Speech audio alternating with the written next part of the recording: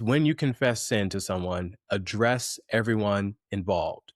Confession belongs to everyone who has been affected by your sin, not just the person in front of you. Another way I like to put that is your confession should go as far as the offense. So let me give an example. So I'm a husband and a father. I have three children. Let's say that I'm being sinfully sarcastic and unloving in my remarks towards my wife in a conflict or whatever may be in our home. And all three of our children are present when in God's grace, when he convicts me of my sin and I recognize I need to go to my bride and confess my sins, because my children were present, I need to address them as well. Why?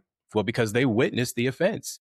I sin before God first and foremost, but I also sin directly against my wife, but I also sin against my children who were present, who also saw me modeling an ungodly example of how a Christian is to speak. And so, yes, get right with God. Then I should go to my wife, who was the direct recipient of my sin. But then, as innocent bystanders, so to speak, I should go to my children and say, hey, kids, you know what? When daddy raised his voice or when daddy made those sinfully angry and unloving remarks to mommy, that was inappropriate. That was sinful. And I need to ask you for your forgiveness. Will you forgive me for that poor example of what Jesus is like? So address everyone involved is step number one.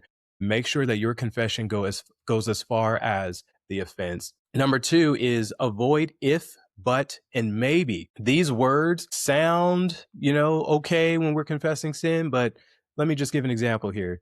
Hey, sweetheart, I'm sorry for lashing out at you. But when you say this, it provokes me, right? As soon as you say if, but, or maybe, you have just canceled out your entire confession because what you're doing is you're creating a scapegoat. You're essentially saying, yeah, I acknowledge some responsibility, but we both know if you didn't do A, B, or C, I never would have did what I did. Brothers and sisters, none of us will stand before Jesus Christ and be able to play the card. Well, God, I know when you look at my life, well, all these sins in this column, that was because of what other people did. Like, that's why I sinned in that way. No, either you deal with your sin or Jesus dealt with it on the cross. There is no third party that we can point the finger at and legitimately blame. And so avoid any if, but, and maybe because those words undo everything that came before them. It's almost like you're creating an exit ramp, taking you off the course of confession and reconciliation and heading right back into conflict. But a third aspect of a thorough confession would be admit specifically. Admit your sin specifically in your confession. A vague confession equals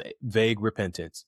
Name the attitude, the disposition of your heart when you were sinning,